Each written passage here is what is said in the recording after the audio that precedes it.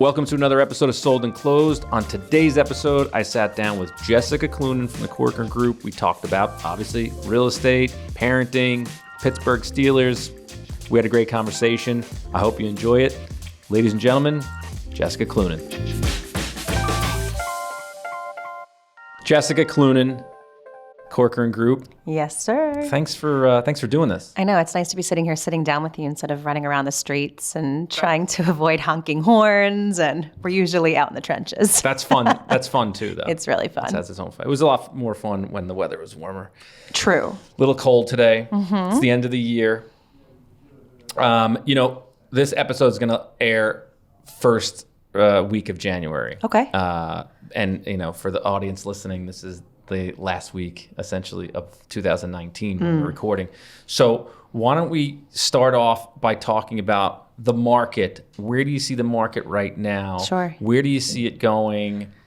Talk to me. Layers on layers on layers. I think if I have to figure out the best way of describing what I think this year was doing, it was healing itself. It went through a correction that we've been anticipating for several years. It was a time for people to reevaluate the value of properties and sellers to kind of come to terms with the fact that they had to lower their prices, and it was a really hard adjustment. And that sounds negative to a lot of people when you have to say that, but what I found to be so extraordinary is everything is relative. And so while they had to lower their prices in order to sell their homes, most people are selling because they want to move on, either trading up to something bigger for families or because, the bonus came in and they can afford more. Whatever the story is, they're ready for something new. And while they might take a hit on the sale, I have spent great times with buyers being able to afford things they never thought possible this year. Nice. And that's where I kind of got my joy. Nice. So, people that looked a few years ago and said, I'm never going to be able to afford a 1-bedroom and I'm going to stay in a studio forever. Now we're looking at 2 bedrooms or flex 2. So it's a really, some people, of course, compromising is a difficult thing. But if you can wrap your head around the fact that it's all relative and what you're going to get on the back end is going to be extraordinary, I like to think of it as an exciting opportunity. Yeah. So there's a lot of great deals out there. There's a lot of great deals out there. My husband and I, we bought a 2-bedroom last August. And we're both brokers, and we're watching this market, and we closed in August. We just refinanced a year later and took a whole point off of our mortgage rate. And now we're sitting there and we're like, wow, we can afford this 2-bedroom we're in. Should we go for a 3-bedroom? And so we're having the conversation that I have with all of my people, and we're like, I think I got to sell this 2-bed that I just renovated and I'm in love with because I don't know if I'm ever going to be able to afford this 3-bedroom again. That's what we're seeing. I mean, this is the second year in a row that we're seeing sales price drop. This third quarter of 2019, we saw the lowest amount of sales happen in a decade. So people are stalled. They're feeling out what's happening. They're taking a break, which I think is great, reassessing what they want as a seller and as a buyer. And I think next year it's going to be strong. I think it's going to be strong. It's crazy how that market kind of assumes its own personality. Like the market itself, it's just, there are obviously determining factors, but it's almost like it has its own breathing organism. I think so. Buying a home is so personal, and it is something that you feel a connection to as a broker or as someone selling or buying. And the fact that you do have to breathe with the pulse of New York, it's a real thing. You gotta feel out what it's doing. Every day it can change. Mortgage rates change every day. Inventory changes. Inventory is really high now. There's so many options. I mean, now's the time to go shopping. We talk about that. Just go out and start looking because there's options for you, when in other markets you have to pick the best of the worst fruit. Right. Recently we worked on a project where we highlighted some, about 3 or 4 of your current exclusives that were unbelievable deals. Under $1 million. You can buy them, and your monthly nut essentially would be equivalent or better than rent. Yeah, it's and you'd insane. be owning property. It's insane. Well, again, it's that flux. It's like as it becomes harder for people who are trying to sell their properties to fathom that the prices have have to drop. What's ending up happening is inventory staying for longer, so people are going to rent. And then when you rent and there's a high demand for rent, that increases. And now I'm looking at I'm a millennial, and my friends are of the age where they are trying to figure out, how am I going to build my wealth, and how am I going to accrue a savings for myself down the line? And I feel like it's a lot harder to do that in today's world than it was a decade ago or when my parents were doing it. I just think that there's not as many opportunities. You have to buy. Right. You have to buy right now. A lot of people don't get it. They don't get it. They don't get it. I get it. And I assume, as I'm sure you do too, as property owners, sure, or I've sold real estate, I used to own property. People like us just assume that everybody understands that. And then, recently, especially after working on your recent project and speaking to some of my friends, it kind of, their light bulbs went off and they're like, wait, I can what? own? I can do this? What's that mean? I mean, obviously the biggest hurdle is the down payment. Sure. And, not me, but personally, but I know there's plenty of people that have, a rich uncle or parents that have some money saved up for them, or maybe they saved up their own. They didn't realize that their $100,000 can actually be enough to put a down payment and get a mortgage and get a place and not be compromising. I mean, this is a market where you don't have to compromise on your wish list the same way that you did years ago. It's pretty sweet. It's really exciting. I mean, that project that we did do where I have 4 listings, and again, the time that listings are staying on the market is longer. You just kind of have to manage expectations for your sellers that way. And so we wanted to kind of reinvigorate some of these listings that got a bit cold in my opinion. And I sat down with a bunch of my friends, and I'd love to do this as a podcast too, like a millennial podcast. Ask me your questions. What are you afraid of? And when I broke down what their mortgage would look like and what the maintenance for the property is, and that they could have a 1-bedroom in Hell's Kitchen or on the Upper West Side or the East Side, or I have a 2-bedroom in Harlem. And I broke down that they were paying the same amount for rent that they'd never see again versus having the opportunity to purchase and start building your wealth. And it's going to just get better from there when you hold on to that and sell and then buy a 1-bedroom and a 2-bedroom and so on. They were very confused why they didn't understand it before. Blew their minds. It blew their minds. I'm sure. It was cool. I'm sure. In terms of you being a real estate professional, don't you think every real estate agent, I mean, I'm going out on a limb here, sure, should experience that firsthand? I learned so much. To really understand what their sellers and or buyers go through emotionally? Feeling. Yes.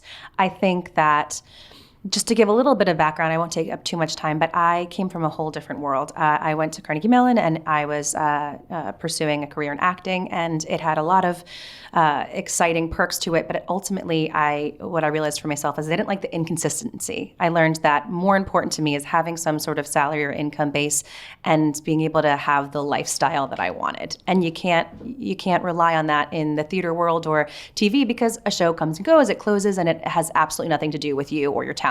So I needed to put that energy into something where I could have more control over my life and my bank account. And so my father owns bars and restaurants, and he's on the commercial side of things. And I started there, and it was so impersonal. I found that it was more about price per square foot and usable square footage and things like that. And the minute I started dabbling in residential and I brought the emotional aspect into it, I felt such a greater connection, because at the end of the day, at the closing table, you were able to see in the eyes of your buyers what you've done with them collectively, what you guys have achieved through this process. Right. And it matters. And it's the biggest purchase they'll ever make up until that point, until they do it again, let's say. Yeah. And it's so cool to be a part of that. And it's enriched my life in so many ways. And also just, like I said, when you're in a market like this where you're not lying when you say to the people you love, this is the time you got to do it. Right. It helps too. Right. You're speaking from experience. Yeah, but I do think that if I hadn't, and full disclosure, if I didn't have parents that were able to help me put down the mortgage amount in the beginning, I bought a studio with their help, co-signing, which is what a lot of people have to do, which is fine. I mean, guarantor, co-sign, use that connection if you have it. If you have it, right? And then I paid down the mortgage for 8 years. And when I went to sell, I made a profit of $120,000 that I used, and I bought a 1-bedroom. And then I did the same thing. I sat on it and I used, and now I have a 2-bedroom. And so by the time I'm 30, we'll leave it at the 30. I have I have an investment property, and I have a 2-bedroom and 2-bath for my family. Step by step. Step by step. Step by step. It's worth taking those steps. Real estate, it just always seems like the right move. I love it. Right? Yeah, I really love it. It always seems like the right move. So let's talk a little bit about you. You know, you mentioned you grew up in the city, right? Yeah. So where I was, my father has always had his apartment on 104th and Broadway. And back then, my parents were on the fence of if they wanted me in private or public or what they wanted to do. So we ended up getting a house in Millburn, New Jersey. And so I split my time between the home there and the apartment in the city, which was awesome. It's like the best of both worlds. You got your backyard, but then you also get to go to the city with Dad and run around and be at his bar. So it was cool. Perfect. So that was, the upbringing in that sense. When did you officially call Manhattan your full-time home? Summer of my freshman year. I came back after college and I set up shop here, and I knew this is where I wanted to be ultimately. And I started being groomed by Dad and seeing what that lifestyle would look like. I mean, we're both parents. We both live in the city. Yeah. We're both, out here, grinding and parenting. Every day I'm hustling. Right? Yeah. But I'm sure you see the same thing I do. People that they have kids or they have their second kid and they're like, I'm out of here. Yeah. Why are we not getting that bug? Why do we want to stay here? I mean, I don't even know the answer. Oh, man. I don't know. I have a 1-year-old. So come back to me when I have a 1-year-old and the 1-year-old from now is now 3 or 4. I got an 8-year-old. I'm busting out, right? I have an 8-year-old and a 5-year-old. And, we're like, yeah, we're going to get out of the city. And then we go. And after a weekend of being out of the city, we're like, I'm going to go back to the city. There's people think of this part so differently. And it's totally personal to what your needs are. But for me, when people say to me, oh, you're going to outgrow this apartment if you have another kid. Yes, sure, we will have to trade up and sell. And because both of us are brokers, we will figure out the way to make it work to our benefit. I hope so. But it's still not going to be anywhere close to what I could afford for a house in New Jersey space-wise. But I look at it as, so we'll walk outside and I'll have Central Park as my backyard. And I will never be in a position where I won't have activities for them to be a part of. And so I have this unlimited amount of resources as being a parent in Manhattan. And that's how I view it. Some people feel restrained by the lack of space. I feel excited about the opportunities on the outside. And I like the immediacy of when I step out, I have so many options. I'll never feel bored and I'll always feel ready to do something new with them. I often find myself appreciating where I live more when I am walk past a group of tourists. Okay, sure. You look at their faces and you're like, you see their faces and you're like, being born and raised here myself, I'll never quite feel that. What are they excited about? Excited, right? What are they because for? They're looking and seeing this for the first time. But when I see faces like that, I'm like, this is an awesome place to call home. Are you kidding? I've lived here my whole life, so I'm like, I want to get out of here. But then I'm like, where am I going? This is the go best on place. Vacation, right? And 2 weeks of vacation is really great. I don't really tan. 2 weeks. After 7 days, I'm like, all right, I'm ready to go home. I got things to do. That's why you and I click so well. We vibe because we need the hustle. Yeah. We need the movement in our bloods. I can't stay stationary. I go crazy. Oh, right now it's so quiet. I'm sure just real estate industry is quiet. I mean, as a provider to the real estate industry, we're also pretty quiet this time of year. And I'm just like, all right, come on, let's go. 2020, let's go. Most people get excited about the downtime. I'm already thinking, okay, what's next? Seriously. So what do you guys? So 2020. What is your game plan going into 2020? Genuinely speaking, you and I have started to do a lot more videos for my properties and also just personal videos to connect to a wider audience. Yeah.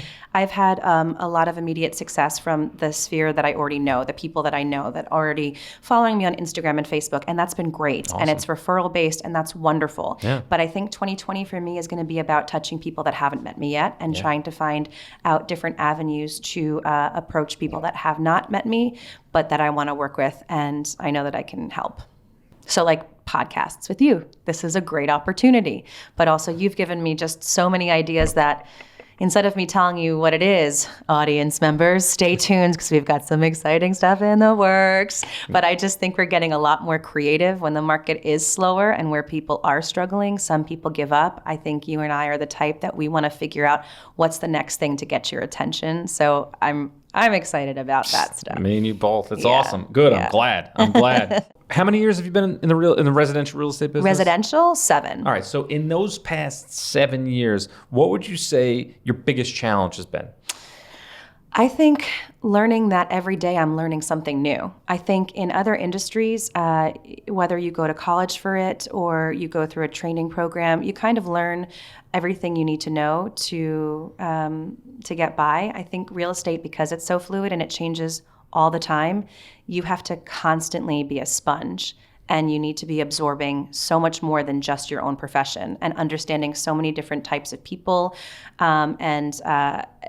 So that the better I've gotten at listening and observing and becoming part of networks that are different from my own and broadening my understanding of where the wealth in the city is coming from or how it gets distributed, that's been, the biggest difference. Whereas when I first started, it was small. It was staying intimate with what I already knew, the people I already knew, and being naive that I didn't have to continue to do legwork and train every single day in this business. I agree with that. Real in-depth knowledge that you build on every day, I agree, makes a huge difference to your growth in the business.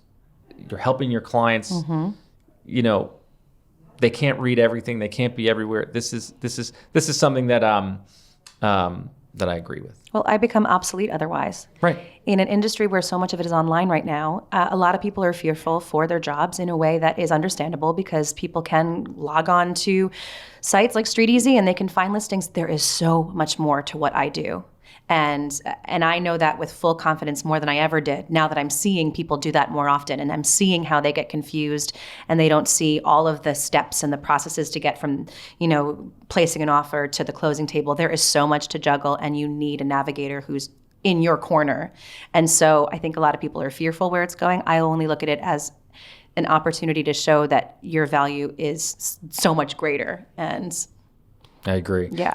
I can kind of directly relate that same thing to what we do. Sure. Seeing so many of people. I just want to say people. I was going to say real estate agents. No, it's true. Real estate agents. They grab their phone. They make their own videos.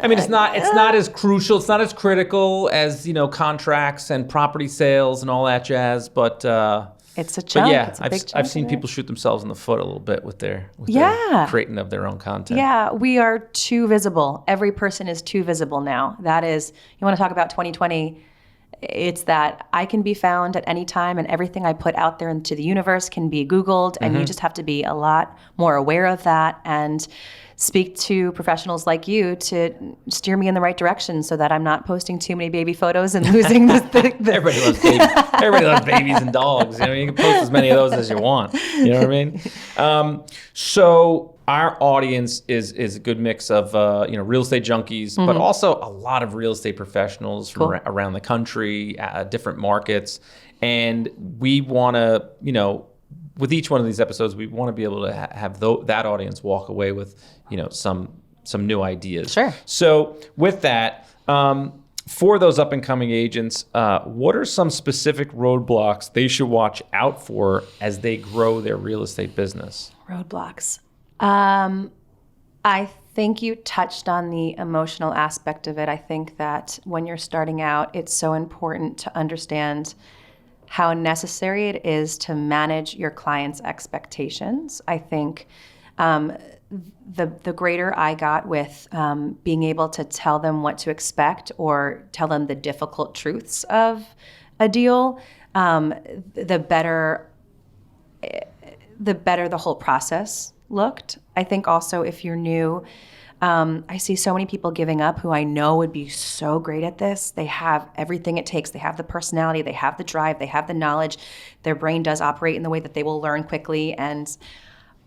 But in the beginning, you don't make the same sort of money. You have to build your foundation and you have to build your Rolodex, and people have to believe that you're good at this. They're not just going to give you all of their money if you're new and you're still questioning if you know what you're doing.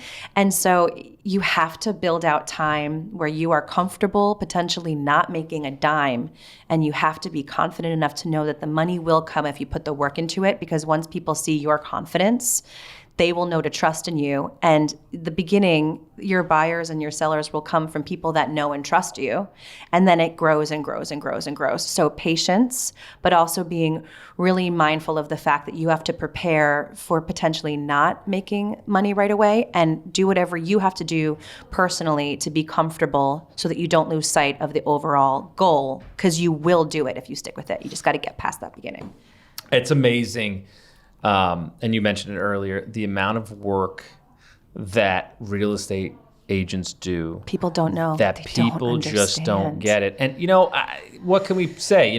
There's so many people, there's so many licensed real estate agents out there, especially when the market took off, in the early 2000s, where it really took. I mean, the amount of people, everybody knows a real estate agent. Sure. Everybody knows, because everyone likes to talk real estate too. Everybody knows real estate. Fun topic. So. The ones that make it, and I know almost all of them. I've worked with, so and I see how hard that you guys all work, and it's great, and that's what it comes down to in any industry, but in this one, it's really hard work. I think if my husband was here with us, or if he's ever on a podcast with you, he will say that in the beginning of our relationship, the majority of time he spent was teaching me to turn my phone off or to step away from the job, because it can be all consuming, and I had to set up boundaries with clients. And when you're new, boundaries to me meant I wasn't going to be available and they'd go to somebody else. But you cannot be at work at all times. And so now we have like a hard rule, 8 p.m., put your phone in the other room. You can still look at it if you need to before you go to bed, but it can't be on your person at all times. And just finding that delicate balance. But my favorite time of day is waking up before everybody else, before emails even start coming in. And people must think I'm crazy. Like, my clients must think I'm insane, because I will answer their questions or start work at like 5 a.m. or, whatever it is, because I have the silence and the space to do that before the rest of the world or wakes up. Right. Started? Oh, confused for sure. Like, she's a new mom, right? Is she just out all night? Like, what is happening? But yeah, you work at all times. I work on vacations. You can't not. The way that this setup is now, I have my phone. I have access to you. I'm never going to leave you in the weeds. So I'm going to respond. So yeah, it's full time. And if you're not doing it full time, if you think that you can jump into real estate and also do something else on the side, it's really challenging, because you do have to commit so much to your clients. Yeah, I agree. I see that you're a Yankees fan, which, whatever, I'm a Mets fan, whatever, New York, at least you're, but then you're also a Steelers fan. And I'm guessing because you went to Carnegie Mellon, Yeah, because I wanted to be cool when I was a freshman, and the cool thing to do was be a Steelers fan. And before that, I had never really watched football. I never sat on that couch and thoroughly enjoyed it. But the first time in my life where I really started to pay attention to how the sport was played was when I was in Pittsburgh. Yeah. And they were really good at the time. I mean, they won my first year when I was a freshman, and Pittsburgh is insane. If you don't know Steelers fans, they're like any. I've seen it. I've seen it on TV. I mean, they won, and I was out in the streets, and it was snowing, and everyone raced to the streets from the bars, and they were flipping cars. Like, that was the way they celebrated, and they lit stuff on fire, and it became like this. I've never experienced anything like it. They are die-hard fans, and there was something really attractive to it. However, seems a little crazy. I mean, there might be some Pittsburgh fans listening right now, so let's use the word excited. But when I came back to the city, the first year that I was here, it was Steelers versus Giants. And I sat at a bar, and I was in Manhattan, so I wore my Giants jersey on the outside. Wow. But if the Steelers ever scored, I took the shirt up and over, and I had a Steelers jersey underneath so that I could have a little bit of both, but I hid it mostly. So. Have you yet to meet another Yankees Steelers fan? Sure have not. If you're out there, hit me up. Right? I mean, it's two pretty hardcore fan bases. Yeah. Really trying to broaden my horizons. Well, I don't know what's going on in football this year. I mean, I don't know if the Steelers are doing anything. I don't even follow it, but Yankees seem to be doing well. I wish you Don't luck. jinx it. If the Mets ever won the World Series, I would single-handedly go out and flip out over every car in the street. Oh, yeah. My grandfather would come back from the dead and celebrate. I mean, he'd be that happy. It might happen. But listen, it's really great doing this with you. Yeah, I'm really looking forward to fun. doing some more of these with Me too. you, some more projects, and all the best in the new year. Happy holidays. All right. Good stuff. Bye.